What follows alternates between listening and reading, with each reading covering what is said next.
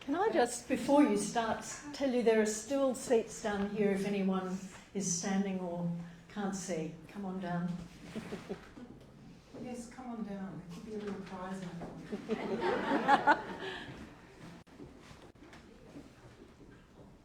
Only one person's game. Well, you win.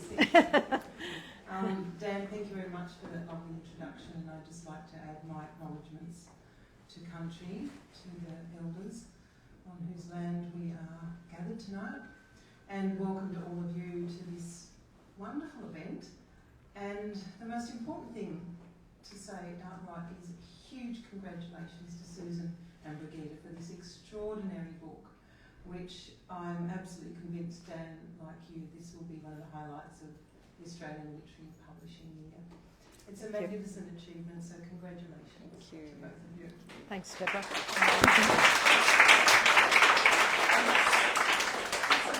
an incredibly rich resource. So I have a million questions. We'll only get through about half of them. And I will leave plenty of time at the end if anyone in the audience has questions. And if they don't, I'll just pick up with the rest of mine. But just to kick us off, I'd love it if both of you could explain your interest in each of these amazing authors. In your case, Brigitta, Shirley Hazzard, and Susan Wyndham. So what was the starting point for each of your respective interests in these authors? Thanks, Debra, and thanks for your kind words about the book. It's been an absolute joy from start to finish, as you say, an extraordinary resource. My interest in both those writers is their extraordinary writing, their beautiful, beautiful novels, not enough of them. I became Shirley Hazzard's kind of critic, I suppose, because no one else was doing it. I found, book after beautiful book that were being read and admired all around the world, and there were no academics writing about them. So I began and kept going, and that led to being asked to write the biography, and then I was kind of hooked. Likewise with Harrower, I discovered her as a reader when I came across the cache of letters from Harrower to Hazzard in Hazzard's apartment. Couldn't believe the richness of what was sitting there, just waiting for scholars to come along, people to come along and work with them. Well, my interest began as a reader, but as a journalist. And when I was living in New York as correspondent for The Australian, I was sent along by an editor who said, "Can you go and find out when Shirley Hazzard's going to write another book?" Because I loved The Transit of Venus. This was Jim Hall at The Australian. And I thank him forever for that request. This was 1993. I went to Shirley's apartment on the Upper East Side of New York and met her and her husband Francis Steegmuller, spent an afternoon with them and wrote a profile and became friendly with them and would see them from time to time for dinner at their place. Eventually, many years later, went to Italy with Shirley for a trip, as Elizabeth Harrower did some years before me. Paul and I were invited by Shirley after Francis had died, and we had a most magnificent week in Rome and Naples and Capri, just enjoying her erudition, her knowledge of the history and the food, and talking about Graham Greene and everything that had come through her novels, because a lot of her writing is set in Italy, where she fell in love with the country as a young woman. I didn't know of Elizabeth Harrower at that time. I came back to Sydney as literary editor in 1996, and one of the first things I did was write a story about the Patrick White Award for an author who had not had sufficient recognition, and the winner that year was Elizabeth Harrower. And I spoke to her on the phone, and she said, "Oh my goodness, I've never won anything in my life, and this is wonderful." And Patrick White had been a very good friend of hers, and so it was justice in many ways. Didn't see her again until her books started to be republished by Text Publishing in 2012, and the novels she'd written back in the 1950s and 60s were reissued to great critical acclaim again. And I interviewed her again and got to know her. And like Shirley, I stayed in touch with her until she died a few years ago. So I had a personal connection, but also a great admirer of the work. Thank you. And Brigitte, did you meet Elizabeth Harrower and Shirley? Yes. I visited Shirley Hazzard in her apartment most years for about 2010 until she died in 2016. And she was kind of still on the ball a bit at the beginning and was very much living with dementia by the end. But I was given kind of free rein in to go through the trunks of amazing material. The letter from the aerogram from Christina Stead that I found, quite by chance in a box. I saw a blue aerogram from Australia from a C. Blake of Hurstville. And I thought, Mrs. Blake from Hurstville, how lovely! She's written a fan letter. It's from Christina Stead, who had met Shirley through the auspices of Harrower at one of the parties Elizabeth threw for Shirley back in the 70s. So that was a treasure trove and astonishing. And I got to speak to her about things. In fact, the very first visit I made, she started talking to me about Elizabeth Harrower and the failed trip to Italy, which I only kind of returned to later. I did meet Elizabeth a few times. I went to see her hoping she would give me access to Shirley Hazzard's letters to her that Elizabeth had placed in the National Library in Canberra with an embargo on them until both of them were dead. And she wasn't having any of it. That embargo was staying, and we might talk about that later. But and in fact, my colleague Elizabeth McMahon, who's here, and I edited. We ran a small conference on the work of Elizabeth Harrower in 2017.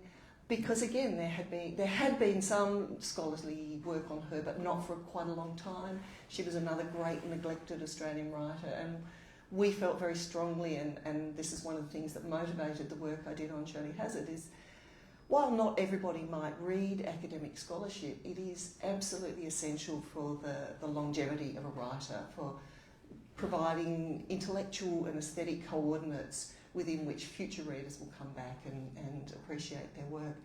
And we were very committed also to having a public dimension to that as well. So Elizabeth wouldn't come to the event, but many other people did, and we had writers reading from her work and discussing the importance of it.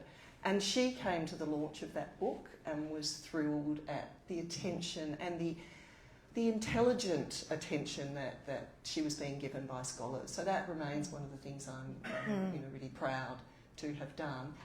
And then having found the cache of letters from her to Shirley, the elusive ones that I couldn't see from Shirley to her, after Shirley died and I was working on the biography, I started talking to Susan about putting them together, because I could tell, even without seeing Shirley's half of them, that there was an enormous story, there in that cache. And if I could just add to that I knew nothing of the connection between the two writers until Brigitta and I began talking, and I did go to Shirley's apartment and read Elizabeth's letters there soon after Shirley died in 2016. But really it was a revelation, and thank you for that. Well, thank you. We might come back to the disastrous trip to Italy if we've got time, because I think people have pricked their ears up already about that. I just wonder if you could now give us a little bit of context for these letters. You talk about in the introduction how, I'm just going to call them Shirley and Elizabeth. I'm just going to keep calling them Shirley and Elizabeth, even though I was never lucky enough to meet either of them. How they first met for the first time in 1972, but of course they've been writing to each other for about 6 years before that. Yes. So maybe Susan, you could give Sure. us a background Yeah. on what caused this relationship. Yes, well, the letters begin with their meeting, really. Shirley had been living in New York for many years, married to an American, Francis Stiegmuller. Elizabeth was living in Sydney, at that point in, I think it was Mosman, yes. And the connection came through Shirley's mother, Kit Hazzard, who was divorced, living in an apartment in Potts Point, and used to wander, looking a bit lost, along Macleay Street. And Norma Chapman, who owned the famous bookshop in Macleay Street, saw her and sort of took her in and thought she should meet Elizabeth Harrower because there'd be a literary connection there. She introduced them and they got on well. Then Kit took off to visit Shirley in New York and she loved Elizabeth, and she wrote a letter back to Elizabeth, and Shirley wrote a little note on the bottom. This is in 1966. And Elizabeth took her time, and in November, a few months later, wrote back. And you see the tone of the letters in the beginning is very formal and polite, and both very respectful of each other as writers, but with no idea how this relationship was going to develop and last for 40 years. And so they wrote increasingly regularly. A lot of the letters at that point were about Kit. They were about books, they were about their writing, their life. Australia and New York became a lot about politics. But they became increasingly about Kit because Kit suffered from bipolar disorder and became very needy, lent heavily on Elizabeth. And this grew over the years. But Shirley was very keen to meet Elizabeth, and so they arranged to meet when Elizabeth was in London in 1972. And this was the first of about 6 meetings over all those years. And they got on very well, but they didn't see each other again for a long time after that.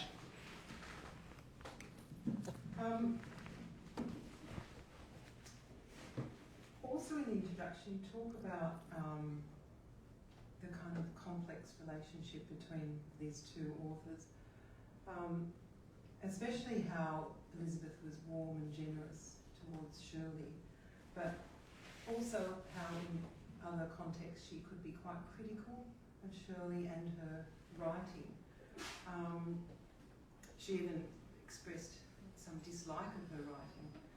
So we mentioned the disastrous Italian visit. So were there fallings out? And what do you think was at the basis of these fallings out, if there were any? Yeah, look, it's such a fascinating question, and one the book engages with and kind of dances around, I suppose, because it's both there and not there. They talk about it and they withhold it all at the same time. And of course, if they were having an argument when they were together, they wouldn't have been writing letters to each other. No. And yes, and then there's that other matter that Elizabeth spoke one way about Shirley Hazzard publicly. Most of her friends were astonished to hear quite how affectionate she was to Shirley in the letters, because she was really critical of her, really dismissive of her writing, of her behaviour. Especially in later years. Years. But at the same time, she's writing these very warm, very affectionate letters to Shirley through those later years. So there's this huge disjunction between the two. The other part I'd want to mention is the embargo on the letters, and at one point, at Kit's request, as Kit was dying, she's put a little note, the list of things she's done for Kit, and burn Shirley's letters. Elizabeth puts that note. Yeah. So Elizabeth burns Shirley's letters to her mother at the mother's request, which felt, as soon as I saw it, it felt an aggressive kind of move towards Shirley. The embargo on the letters, we've read them all, there was no reason for that. There's nothing that's being protected or hidden, except that information, Shirley's account of herself would not be read until later. So there's both great attraction, great appeal, great affection between the two of them, and something withheld and something rageful or hostile at the same time, which is, of course, where a lot of the energy of the relationship comes from. I mean, there's one description Shirley gives of Elizabeth in Letters to Another Friend, where she says she exists as something transcendent in my consciousness, as this utterly moral and ethical being. She found Elizabeth intellectually very, very exciting. And I think the fact that Elizabeth, came from Australia, that was very important to her, to discover another intellectual author that had similar kind of roots to her own. So there's this complexity running through it. So the tragic visit to Italy. So as Susan's already said, Elizabeth took on increasing responsibility for Kit.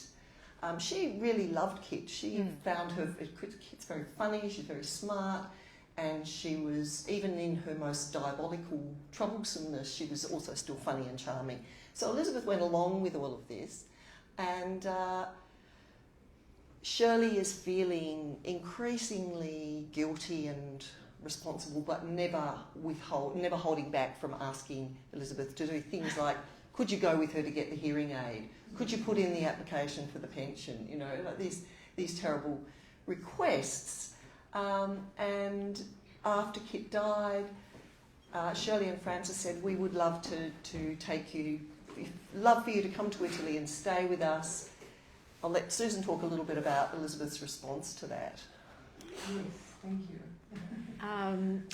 Well, they had been asking her to come for years, and Elizabeth had developed an aversion to travelling. She lived in Scotland and London when she did most of her writing in the 1950s, loved being there, thought she would never go home, but came back for various family reasons, financial reasons, all sorts of things, and stayed. And barely travelled after that. She went back to London in 1972 when she met Shirley and Frances, and that was a kind of response to the death of her mother, a book that she withdrew from publication. She was in a very low way, and she went and stayed with Sydney and Cynthia Nolan in their house in London, and stayed for 8 months and rehabilitated herself and met Shirley. But apart from that, she had a terrible ship journey on the way up the African coast past Durban, where there was such a storm that she thought the ship was going to sink. And that comes up in letters where she talks about travel afterwards, where she just does not want to go anywhere because of getting there. And I don't think she's too keen on flying either. So they ask her and ask her and ask her to come to Italy because they want to thank her for looking after Kit, and they think that she'll enjoy it. And, it's a pretty wonderful trip to do, as I found out. And anyway, 1984, she joins them in Italy, and they spend 2 weeks, I think, doing the trip I did, Rome, Naples, Capri. And then Elizabeth runs away. They want her to go on to New York with them. She just will not. She ends up in London and Paris, actually, staying with the Whitlams in Paris for a while, and then comes home. And there's a great chill, a very polite but cold chill in the letters between Elizabeth and Shirley at that time. And Shirley's kind of, maybe you should talk about that, but Shirley's very confused about what's happened. Elizabeth's curt, won't talk about it, but clearly found Shirley's company abominable, and vice versa. Yeah. So just to sort of add to that, she spoke about this often, that Shirley was terribly condescending and she really didn't want to be spoken to that way. On the other hand, according to Shirley's diary accounts, from the minute Elizabeth arrived at Rome airport, she was in a bad mood. She complained about the hotel room that Shirley had booked for her in the Hotel Hassler because it had no view. And according to Shirley's diary, Elizabeth mentioned this over and over and over, and that was the only thing she said about the hotel. And then hilariously refused to look at any of Shirley's books, refused ever to ask how to say something in Italian, because Shirley obviously wanted to, she wanted to share, but also to show off her achievements, her this life that she had put together for herself, which was glorious. And then at lunch one day on Capri, apparently Elizabeth raised a toast, as she put it, to Francis, that's Shirley's husband, the kindest person at the table. To which Shirley responded, "It isn't a competition," which suggests, of course, that it was. And so Elizabeth was very badly behaved, but in a, I think, very entertaining way. And Shirley was broken-hearted. She could not understand it, and was absolutely at a wit's end, because she had thought of Elizabeth as this great, pure spirit, her intellectual equal, someone that she would have the great friendship with. And Elizabeth was always going to be her own person, was not going to be swept up into Shirley's drama. But what we found, interestingly, in the letters, this, of course, coincides with the death of Kit, so there's no longer the practical arrangements that they have to make for picking up the hearing aid or whatever. There's this new warmth that comes into the friendship at that stage. Everything relaxes. There are those terse words, almost terse words, and then they go back to just sharing their lives, their thoughts, their interests for another 20 years. So, that's kind of the midpoint in the relationship. So it's both a terrible battle and it isn't. But Elizabeth talked about that rupture until the end of her days. And as I said, it was almost the first thing that Shirley Hazzard said to me when I first met her. So it still rankled with her 20 years later. And yet, knowing that, it's remarkable how civil and warm, more than civil, the letters are after those, especially the doomed. They're very warm towards each other, and there's some suggestion that Shirley was a bit condescending towards Elizabeth, but I felt that her expressions to Elizabeth and her encouragement of her writing sounded very, very genuine, and she was very encouraging of Elizabeth's writing. Elizabeth said to me, the reason she couldn't write because she was spending so much time looking after Shirley's mother. And I said, did Shirley never acknowledge that, this was happening? And she said, never, not a word. And Francis did once, but only once, and not a word ever from Shirley. But what we found was the complete opposite. Shirley saying, and embarrassed to be saying it, and stopped saying it after a while. We hope you are writing. We hope we are so looking forward. So, yeah. And there's I actually noted this. I can quickly find it. It's a very interesting little comment that Elizabeth makes. She talks about the mystery. This is on page 92. She talks about the mystery of why she's not writing. It's a reference to Oscar Wilde and being in jail, and how she wrote because she thought she knew. Yes. And now that she's older, she somehow seems to be suggesting that she doesn't know as much and therefore can't write. But it's a genuine puzzle to her, and it's got nothing to do with Shirley Hazzard or Kit or anyone. Do you want to talk about that at all? No. All right. I've mentioned that because Elizabeth stopped writing after she withdrew that novel from her publisher in 1971. Which would have been fine. She'd written 4 other published novels and short stories, and she had a good reputation. And if she wanted to stop writing, it was within her absolute right. But the problem is that she's always talking, and it's in these letters, about wanting to write, needing to write. She goes on to get another writer's grant from the government, and one of the first literature board grants, and she's trying, and I think it's a combination of her personal life. Again, she said she was paralysed by her mother's death. She had Kit. She had the disappointment of the novel that she saw as a failed one. I'm answering the question you didn't want me to answer. And I think she was possibly running out of material. She'd had this drive to write certain stories in her life. And she had other people. And she had other people. It was not just Kit. Which Elizabeth said to me when everyone was interested, including you, in finding out about her friendship with Shirley and her care for Kit. Elizabeth said to me and others, you know, it wasn't just Shirley. I had other people in my life and other people I was caring for.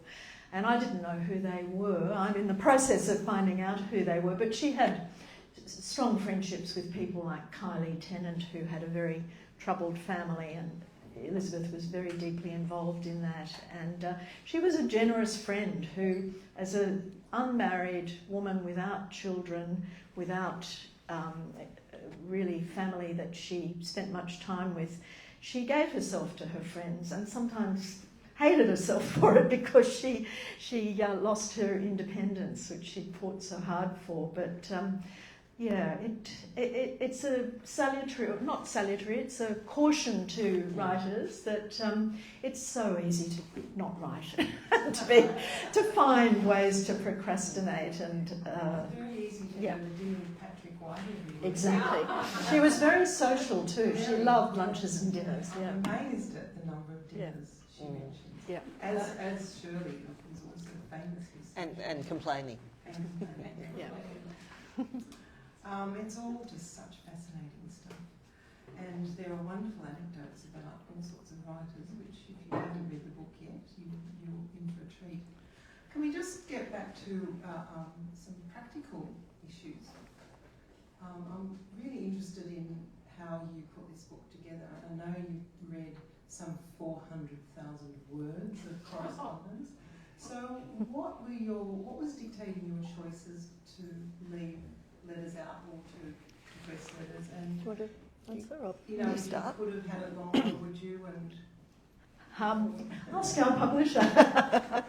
Yes, well, 400,000 words, and we know that because we typed out every one of them. We transcribed the letters, which were fortunately beautifully typed by both women. Shirley's letters with Elizabeth's papers in the National Library, Elizabeth's letters with Shirley's papers in the Mitchell Library here. And we divided them up and put them all, transcribed them all, and how long did that take? a few months on and off, yeah. It's transcription's such a boring job, but we were reading them and absorbing them, so it was fascinating. And Brigitta would print them out. We would meet, usually at her place, with pastries and coffee and cats. And we would sit there for a day and go through reading it on the page, which we needed to do, putting them all together and then reading them. And you start to see where the repetitions are. So what we did and what we aimed to do was carve out a narrative arc, which in fact is there very naturally in the letters. There's a story about how this friendship develops, about how the relationship with Kit develops, about how the political scene behind them develops, and we tried, and how their careers are, one's going down, one's coming up, and we tried to keep all those elements in balance with each other. We had to cut out a lot of Kit's troubles and ailments, which went on for pages and pages and pages, which was all fascinating to us, but it wasn't going to be so fascinating at that length to readers. And so can I just interrupt? Did you transcribe those sections too? The ones we transcribed everything. Yeah. So we've got it all there for posterity.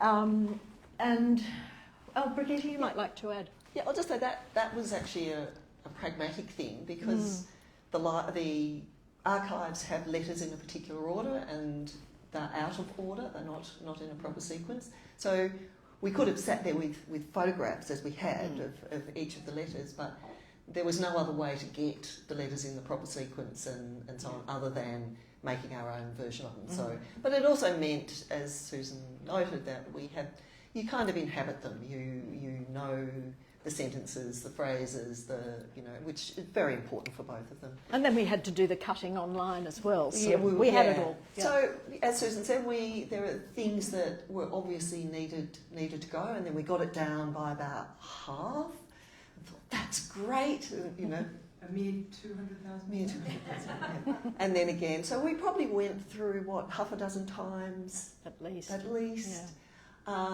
Inching closer to the contracted length, which was a little shorter than what we ended up with. Thank you.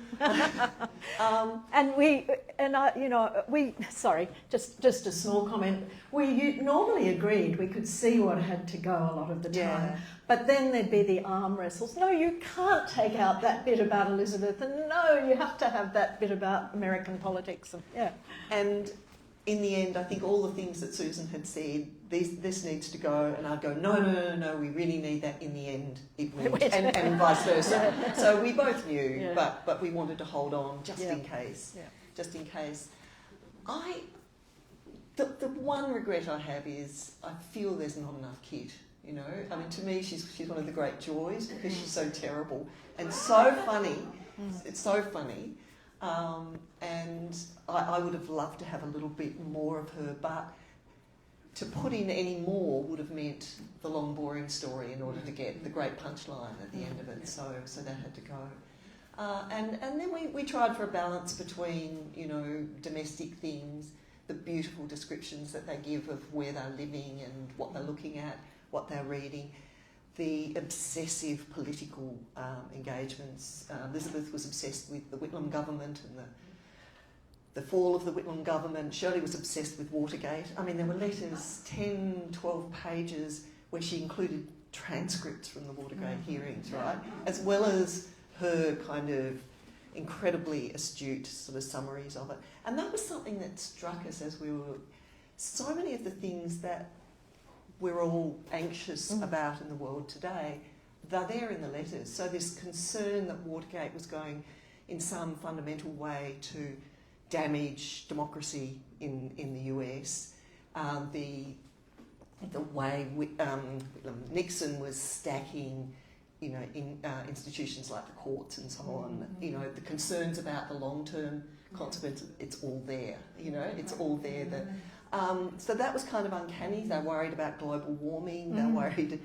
And there's these additional concerns with terrorism, the strikes, I'd forgotten.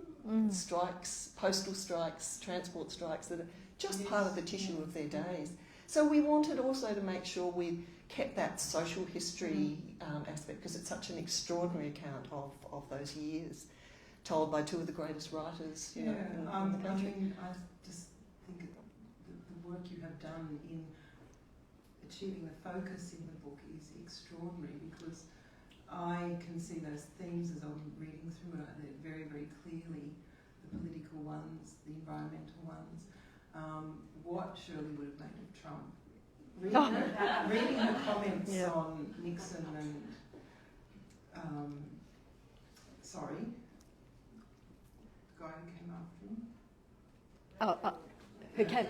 Reagan? Reagan, yes. A Reagan moment. You just think, there's this pattern here. Yes. And it's a very rich resource. The letters form a really rich resource in terms of looking at our world as a whole. And it's wonderful that these two authors were so engaged. I mean, they were sending each other clippings, eventually transcribing the Watergate papers. Almost at one point, Elizabeth was like Shirley's Australian research assistant, bringing her up to date on local political issues. Because Shirley was asked to write a big piece on Australia post-Whitlam for the New Yorker magazine, which, when it was published, was being touted as the longest piece ever published on Australia in an international newspaper.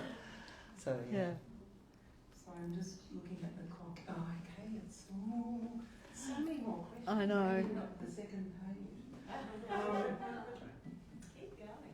Well, I could keep going, but I just have a little break and see if at this point there's anyone in the audience who would like to ask a question. Can I ask, did you take on their personas in any way when you were writing it? Like, did one of you be Shirley and one of you? All right, so I'll just repeat the question, which was, did either of you, Brigitta and Susan, take on the personality of Shirley or Elizabeth? Or side with them? It's outside, sure. Yeah, I was certainly defending Shirley against And transcribing Shirley. Shirley. So, and but you know, as I've said often to Susan, there's no way I could be Shirley. You know, Shirley's a very polite person, and you know, I'm not.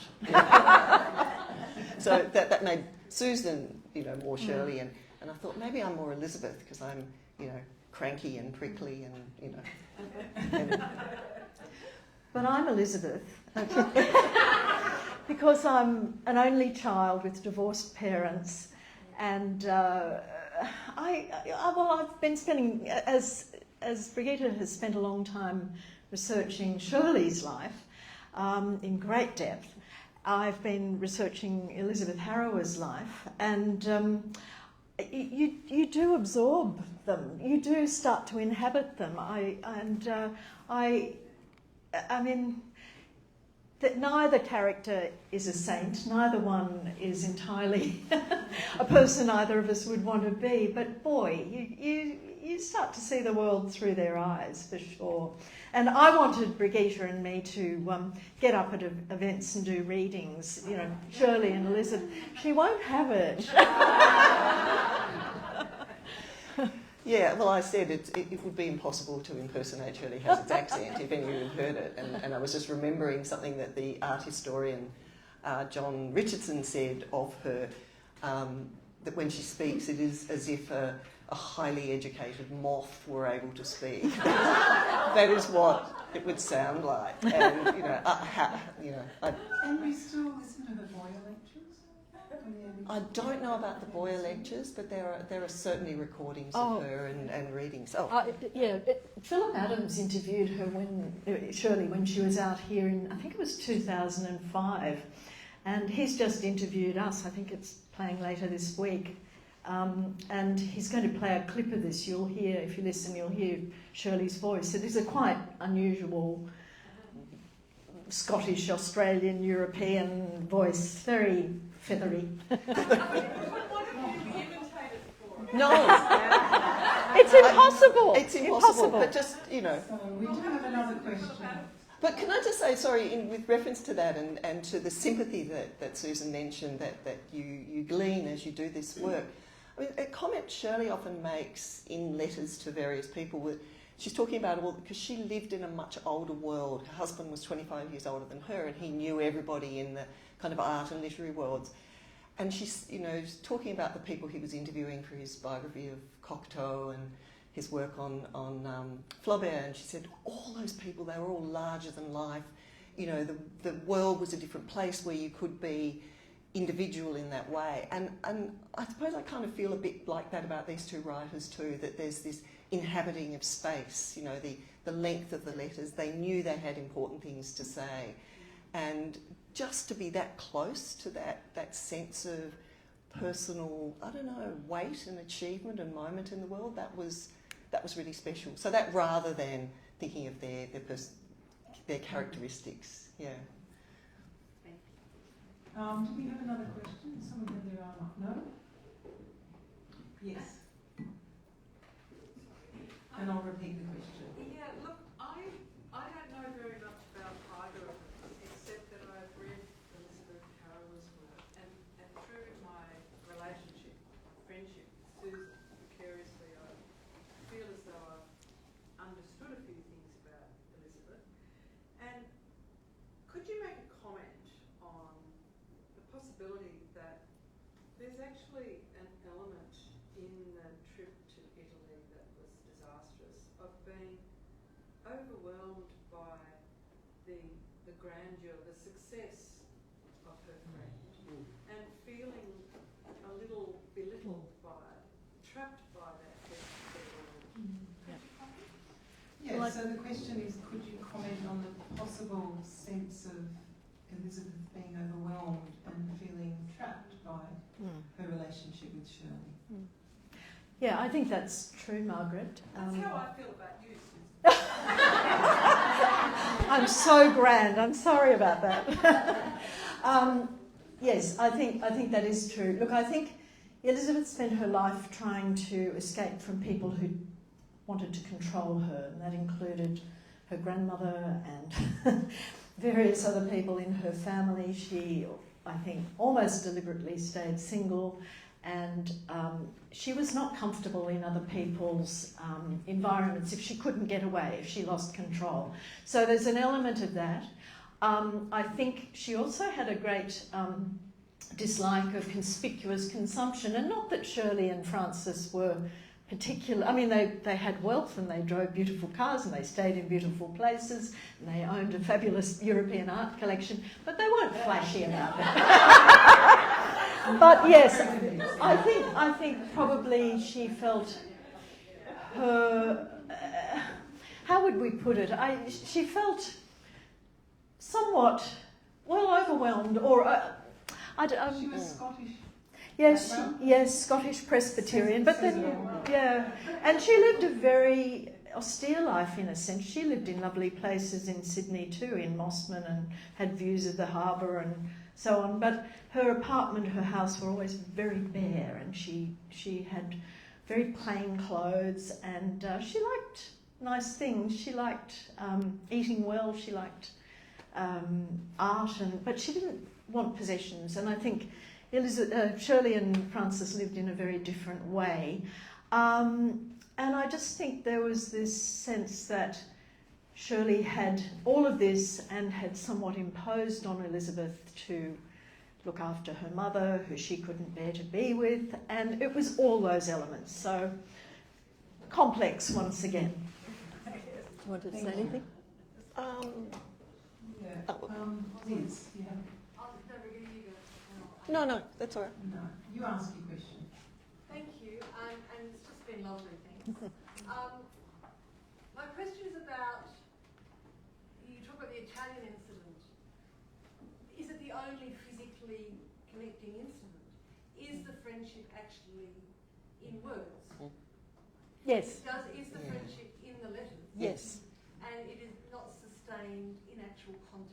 It's such an important point. Yes. The question Oh, sorry. for the recording.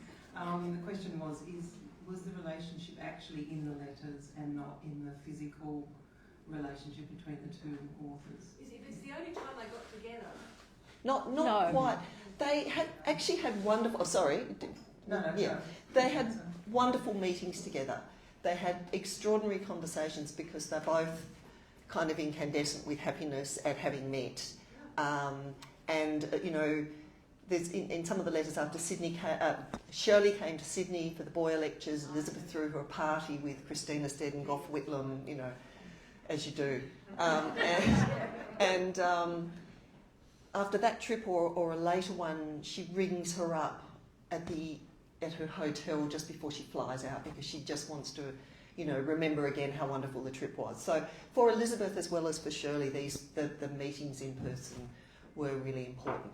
That said, there was a prickliness about both of them. I mean, when you say, Susan, that Elizabeth was very touchy about when she felt people were trying to control her, one of the things Shirley recorded in the diary version of the terrible Italian trip was, one morning I said we might go to the Arco Naturale for a walk and have lunch afterwards, and Elizabeth's response was, "There you go again. I don't take orders."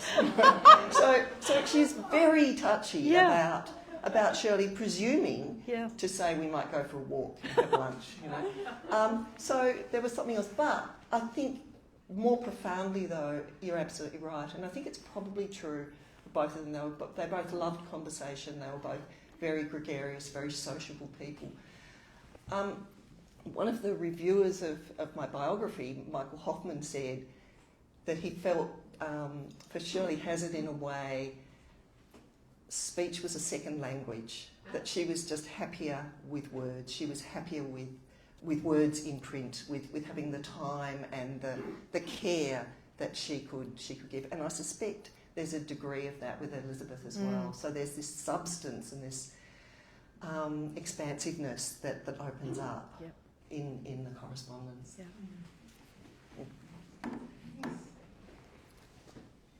We don't need a microphone, do we? I'll No. repeat the question. I haven't obviously read the letters yet.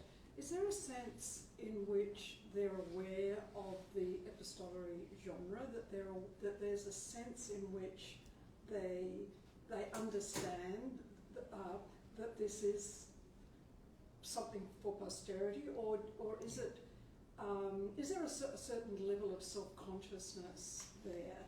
I often wonder about that. I have worked on letters in the 19th century and working on something on women and letters, and even in the very early period in the 17th, 18th century, there's a sense of women having a kind of knowingness or self-consciousness about the performativity of what they're doing. I just wondered if that was an aspect of Good question. this. Yeah. Great question. I'll just repeat it.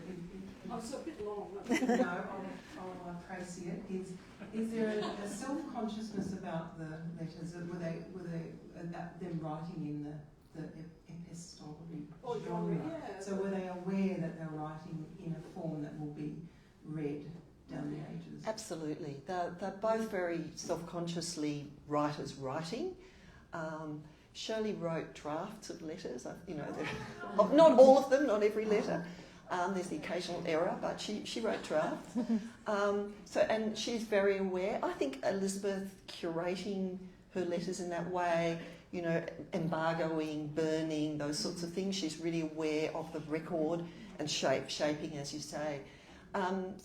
Yes, and both of them, to me, this is the most appealing thing about them as the public figure of them as writers, is that they take themselves seriously as writers. They know that what they are writing matters and that people will want to read it. And so I think that side of it is very true. And they're both very knowledgeable. They're both very aware of history and the history of women writing and so on, or of writers generally. I'll just add to that I think there is an element of privacy that they're aware of in their writing as well, in the letters, because they gave us some real mysteries to work out, where they allude to things or they talk about people without naming them, and we're thinking, who would that have been, and what the hell are they talking about? And I'm sure that was partly because they thought, if these letters are read one day by other people, I don't want to be defaming or, they were very ethical in their writing, I think. And so we had to do a lot of digging to answer some of those questions. There is a little bit of juicy content, particularly regarding people like Patrick White. Yep. Some lovely anecdotes. Yes. In store for those of you who have not read the book about Patrick White, but we might get back to that, or we might not, because we've got like 4 minutes to go. Any other questions? You want another question, Ailsa? You can have one. So over the span of it, were they always writing on paper, or did they go to email ever, and did they ever change with email? Right. Email? What's that? Were they always writing paper letters, or did they ever? These were old-fashioned women. But didn't you say 2016? No, 2008 is the last 2008, letter. I beg your pardon. And Elizabeth certainly took to her iPad later. She loved her iPad and sent emails to everyone. I'm not sure that Shirley did. Well, I think all I need to say about Shirley and technology is, in a late interview, she said, I hear on the radio about www dot, and I just think they're talking about William Wordsworth and his sister Dot.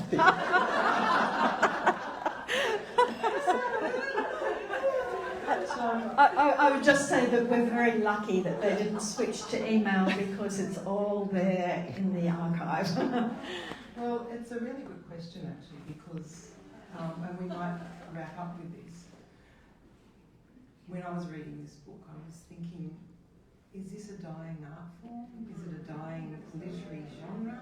Because who of us writers, as we are, who of us bothers to write, type or handwrite? We all use email. So books like this, is this going to be part of a dying genre. Well, who writes letters and keeps letters? Some of you? Yeah. Well, you've done a book of emails, actually. But yeah, I think we all know that. What's about this these days? Yeah. Even professional writers. Yeah. I'm sure there are some who still write letters, but most of us know, and it does change history, and we haven't worked out the ways to keep all that technology. But we have. I mean, the Mitchell Library are collecting digital archives of writers, Australian writers now, so that's a priority. So, you know, it is possible, and you know, emails can be long. Oh, emails can be and are wonderful. They're also ephemeral, and you know, the work involved in archiving yourself as a writer is quite considerable. If you even think about it. So many more questions here on my sheet. We're just about right. We have run out of time, so I think I'll just wrap it up and say thank you very much for attending, and thank you again to Susan and Brigitta for this amazing